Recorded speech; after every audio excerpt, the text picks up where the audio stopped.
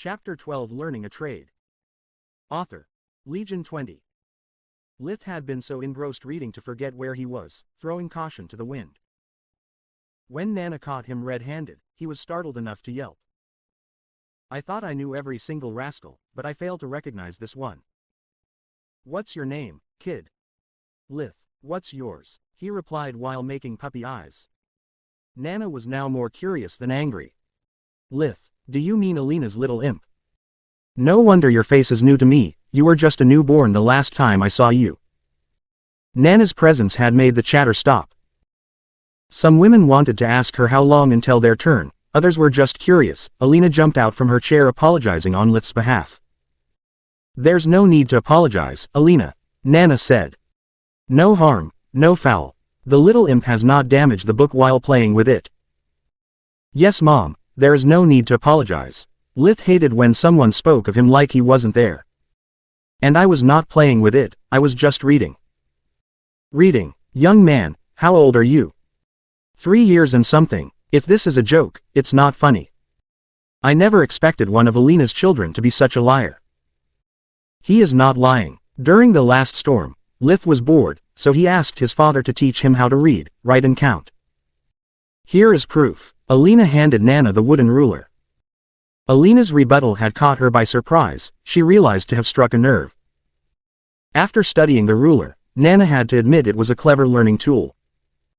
Tell your husband that this thing is really a good idea. He could sell it to teacher Howell. It never hurts to have extra money. Alina wouldn't let her change the subject, not until she apologized for calling her son a liar. Roz didn't invent it, Lith did, so he could study alone without bothering anyone. Nana was shaken by all those sudden revelations. Her pride wanted to avoid apologizing, but insinuating that Alina too was lying in front of all those people would have hurt her whole family's reputation. So, young man, how much is 7 times 6? 42. Nana took the book from Lith's hands, and after opening a random page, she gave it back. What is written there? Start from the top of the page. Lith suppressed a smirk. The first thing to understand while studying magic is that it's just a tool. Anyone can use it, but only few can actually use it properly. In fact. Okay, that's enough. I owe you an apology, Lith. Yet she said it while looking at Alina. Seems your son is indeed blessed by the light, dear. The room was once again resounding with chatter, but this time they were all discussing the same topic. What does Nana mean with blessed by the light? Isn't that just a fairy tale? I wish my son was that smart. Every morning just sending him to school is a war of attrition. Not to mention getting some actual results. Those were the most common comments. Lith kept hitting the iron while it was still hot. Can I? Suddenly he realized that he ignored the word borrow. Take it with me for some time. I will return it as it is. I promise. And what would you do with it? Can you already use magic? Nana's reply would have normally been quite different, but she had had enough surprises for the day and could not afford any more sarcasm or skepticism. Yes, I can, Lith replied before realizing his mistake. I'm an idiot, I just blew my cover. Years of careful planning, ruined by this big mouth of mine. The only thing I can do is damage control. Really, and what can you do? Yes, Lith, what can you do? Alina rebuked. Her right foot was furiously tapping the floor in annoyance. Lith knew he was in trouble. I can do wind and water chore magic, he said with a low apologetic tone, while staring at his own shoes. I'm sorry, Mom, I know you prohibited me to use any magic. But everyone else in the house always uses it, and I was so bored. The chattering increased in volume. Alina was really angry, but she could not scold him in public. Not when they were staring at them with admiration. Nana seems really impressed. Maybe this is a turning point in Lith's life. If she takes him as her apprentice, we could have a healer in our family. I can't ruin this opportunity. So, she kept silent, wondering about his son's future. Would you please show me? Nana asked, smiling for the first time. In for a penny, in for a pound, here goes everything. Lith thought. Breza. Lith twirled his middle and index finger 2 times, creating as many tiny whirlwinds that he used to quickly sweep the room. He pretended to lose control from time to time. His goal was to impress, not to brag or scare people out of their wits. Oh, oh, oh, Nana laughed in admiration. She could see more and more of her in the little imp. Nana too had been a precocious brat. When she was his age her talent was better, but Lith was still a sight to behold. Usually men were less talented for magic, since women with their prerogative to give birth, were naturally more in tune with the life force of the planet. Some called that world energy, others simply called it mana. Also, country boys were usually blockheads, more inclined to hard works in the fields or in the military rather than spend years on books.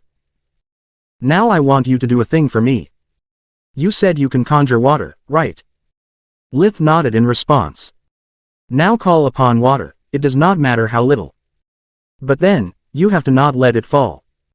You must make it float, like this. A perfect sphere of water the size of a fist appeared half a meter from Nana's open hand. Lith could not comprehend the why of such a specific request, but he complied. Joran. He conjured less than a glass worth of water, keeping its form irregular and unstable.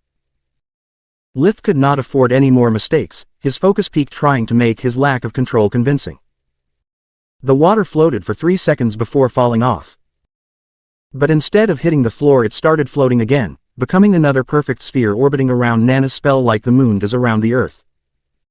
Lith was flabbergasted, not by Nana's control on the mana flow, he was already able of doing the same, if not better. He could not avert the eyes from the spectacle in front of him.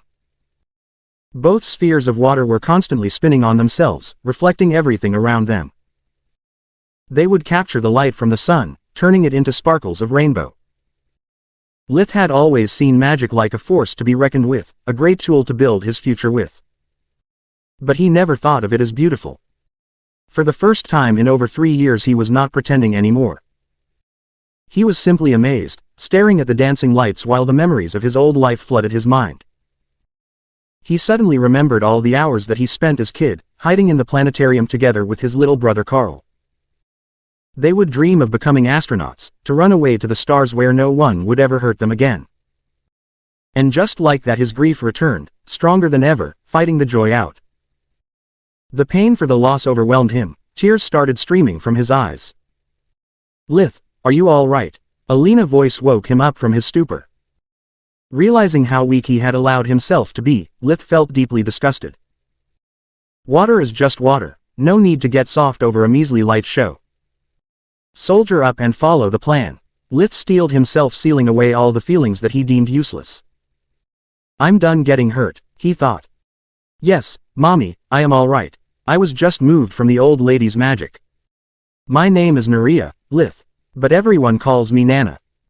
Why Nana? Nana was usually a term of endearment used for the family's grandmother.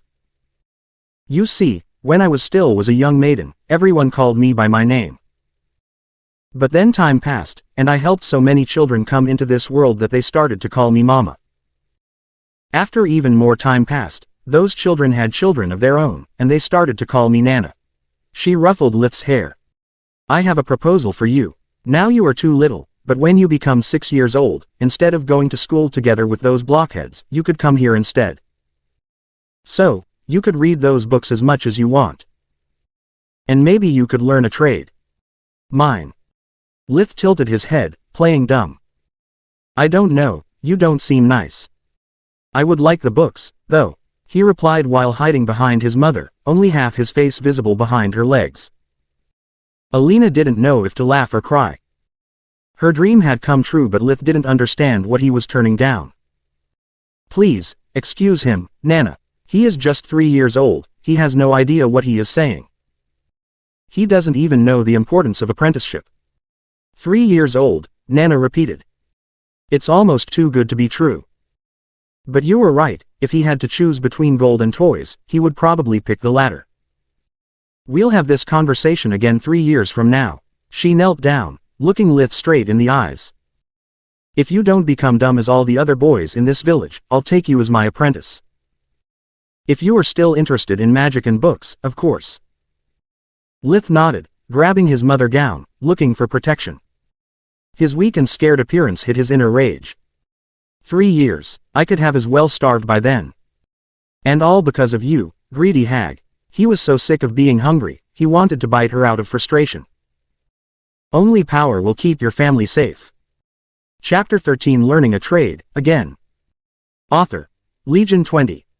Chapter Content. Nana's work ethic didn't allow for favoritism of any kind. Lith may have been his future apprentice, but Tista had to wait for her turn like everyone else. Lith hadn't been so happy of being stuck in the queue since his student's days in college, when he would use every single second to review his weakest subjects. So much to read and so little time. Better to cram light and dark magic since they are the only elements outside the physics as I know it. In the best case scenario, it will take years to get my hands on a book again, and there is only so much I can learn as self-taught. When it came their turn, he studied carefully how the healer performed the light magic Veneer Rad 2. It was the same life force detecting spell she had used on him 3 years ago, and this time he had a better understanding of magic and a way better standpoint. Being next to her, Lith could appreciate every gesture and hand movement Nana used to amplify the spell effectiveness. The light enveloped Tista's body, quickly turning gray around her chest, clearly outlining the shape of her lungs. I have good news, and I have bad news. The good news is that Tista's condition is the same as always, there is no sign of degeneration this time. The bad news is that it doesn't seem to be improving either. I'm afraid that she will remain like this forever. The more she grows, the lesser the chances that her body will be able to somehow fix itself. The air in the room turned heavy, a lifetime of illness was barely better than no life at all. Lith was so shocked to completely forget about the books. The whole world meant nothing to him if he could not share it with the only 3 people he loved and trusted. They came out of Nana's house in low spirits, returning home without speaking a word. Once arrived, Alina shared the bad news, searching for Ra's arms before starting to cry. One by one, the whole family burst into tears, hugging each other in search of comfort. Lith allowed himself to cry, cursing the cruel fate that had befallen his sister. What good is magic if I keep being helpless? Why do I keep reincarnating, simply to replace one living hell with another? Is this just bad luck or is it my fault? Could it be that in some previous life I committed such an atrocious act that now all those I love are cursed? Could this be my punishment? During the following days Lith kept second-guessing every life choice he made, before accepting the fact that bad things happens. Tista was already ill when he resurrected for the second time, it couldn't be his fault. Having been accepted as Nana's apprentice, he could now practice magic openly. Soon he proved capable of cleaning the whole house by himself, relieving his mother and sisters from all the chores. Thanks to darkness magic, cleaning dishes and cauldrons became a matter of minutes. Nothing organic, be it food residue or grease, could escape being turned into dust by a single spark of dark energy. He also made countless experiments with light magic, in search for a cure. Yet all he managed to do was keeping the symptoms at bay. Tista now needed much less treatments from Nana, but was still prisoner in her own body. This caused Orpal to hate him more and more. Show off, how I am supposed to enjoy my life with him constantly breathing on my neck. Not only Leech shares the housework with Mom, but also spends so much time with Tista. Mom and Dad always praised him for his so-called talent and intelligence. And now they never shut up about Leech saving the family a lot of money, by tending Tista's condition on his own. No one gives a damn about me wasting my time and sweat doing all the farm work. Gods, why did you let him live? Why you didn't give me any talent? Oblivious of his brother's feelings, Lith was not coping much better. His magic power and comprehension of mana kept growing, but it could not erase the perpetual taste of failure that accompanied him. In the following year he could not feel any joy regarding magic, every discovery was useless, all his power meaningless. And so, he was finally 4 years old. The period between 4 and 6 years in Lucia was called the Golden Age, since the child was big enough to have some freedom and too little to be of any help in the daily activities. They would be allowed to play all day without a care in the world. It was the perfect time to make friends and grow closer to one's own neighbors and deepen the ties between the families. The day of his 4th birthday, after he finished the chores, Eliza introduced him to all their neighbors before returning home. He was supposed to socialize and play, but Lith had other plans. There was no amount of failures or grief that could make him forget for long the hunger that consumed him since he was barely 5 months old. Roz's farm was on the western edge of Lucia's farmlands, a little less than a kilometer apart from the great woods known as Tron. Despite the pretentious name, it wasn't particularly dangerous. The people who lived in nearby villages depended on the forest as their primary source of timber for their everyday life. Tron was also abundant in wildlife, so those bold and lucky enough would go hunting all year around, searching for precious meat, warm fur or both. It was impossible to meet monsters in the forest, unless one went several kilometers deep. Since there was no need for exploring Tron in detail, the inner areas were still uncharted territory. There was a reason if Lith had never practiced martial arts in the New World, not even the footwork. The constant practice of magic required a lot of energy, and his household lacked the necessary resources for his training. Lith was already skinnier than all of his siblings, any more exertion and he would turn in a pile of bones. He needed food. But being a city boy, he knew nothing about butchering, he needed a teacher. And that was why he was headed for the house of Celia Fastaro, the only hunter among their neighbors. The problem is that I have no idea how to get her to help. I'm still too little for apprenticeship, and even if I wasn't, it's unlikely she had not heard about Nana's offer. She has nothing to gain helping me. I can only hope she is a kind and benevolent woman. Celia's house was a single-story wooden house, much smaller than Lith's, about 60 square meters large. There was no henhouse or barn. Except for the space in near proximity of the house, the fields were uncultivated, full of weeds, tall grass and whatever the wind hand-planted over time. She clearly has no interest in farming and stockbreeding, and that's good news. Means her business is good enough. I wonder what's in the shed near the house. It's almost as big as the house itself. Lith knocked, his innards tied in a knot from the nervousness. The door opened almost immediately.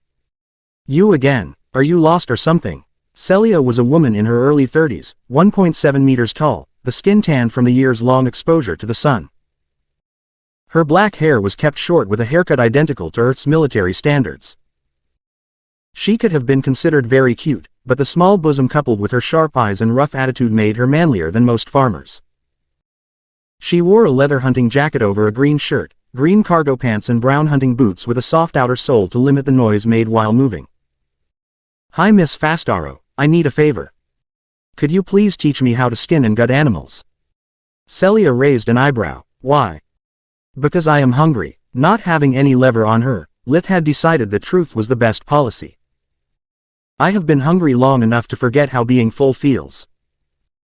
I know I can hunt, but I also know that without proper handling meat goes bad and is inedible.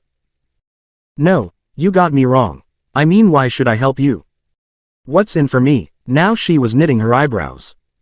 What do you want? Lith asked while bottling up the urge to kill her slow and painfully. He was hungry enough to see her as quarry. Honestly, I don't believe a runt that barely reaches my belt can hunt anything, not even a rat. And since teaching is a waste of time, it demands compensation. She scratched her chin searching for a deal bad enough to drive the pest away. She never wanted a child of her own, let alone dealing with someone else's. So, if you want to learn from me, first you must bring here some game. If you mess up while playing butcher, you'll ruin my merchandise, wasting my goods and time. So here is my deal, whatever you bring me, I'll teach you how to skin and gut it. But half of it is mine for the trouble. Take it or leave it. So much for the kind and benevolent woman, this is plain extortion. Lith thought. I'll take it. How long will you stay home? He replied. I'll be here all day, I have a lot of work to do. Why? Because when I get back with my prey, I'll need your help. Don't forget our deal. Lith turned around, moving toward the woods. Seeing the little runt act all tough, without a bow, traps or even just a bag for the game, Celia could not help but laugh out loud. That until the door suddenly slammed on her face, sending her butt first on the floor. After getting up, she went to the nearest window. Lith was still in the same spot, but his face was turned towards her door, his eyes glowing bright in the dim light of the dawn. After getting at the edge of the woods, he activated the light spell Life Vision. It was one of his creations from the last year of practice. By infusing his eyes with light magic, Lith was able to see living beings as colored, while the rest of the world was turned into shades of gray. The stronger the life force, the bigger and brighter was the light emitted. This way he could easily spot animals, even if they were hiding underground, in bushes or inside a tree. Lith did not need to hunt something big, as long as it was meat it was the perfect prey. Most of the animals would run away as soon he came too close, but not all of them. Birds and squirrels perched on tree branches felt safe. But Lith's spirit magic had reached a range of over 20 meters, they were all within his reach. He only needed to extend his open hand towards the quarry, then squeeze and turn it for a neck to be broken. In less than 20 minutes he had killed 2 odd-feathered birds and 2 squirrels. I could catch more, but I want to pay that harpy as little as possible. While returning to the huntress' house, his greed was debating fiercely with his rage. Damn it, I wish I could just ask my father. Our farm has a henhouse, we eat chicken, so he must know how to butcher it. But if I do, then I will be forced to share my quarry in equal parts. And if there is something that I hate more than being robbed by that harpy is the idea of Orpal and Tryon having the same amount of meat as me. Or worse, even more, being older. I hunted this game, this meat is mine, mine. They will only be allowed to eat my scraps when and if I want so. When Lith got to the door he had calmed down, the rage hidden by his business face. He took deep breaths before knocking again. When Celia saw him, was on the verge of mocking him, calling him a quitter for giving up in less than an hour. But then Lith showed her his game, making her whole. Never underestimate how hard a hunter's job is. Speech died in her throat.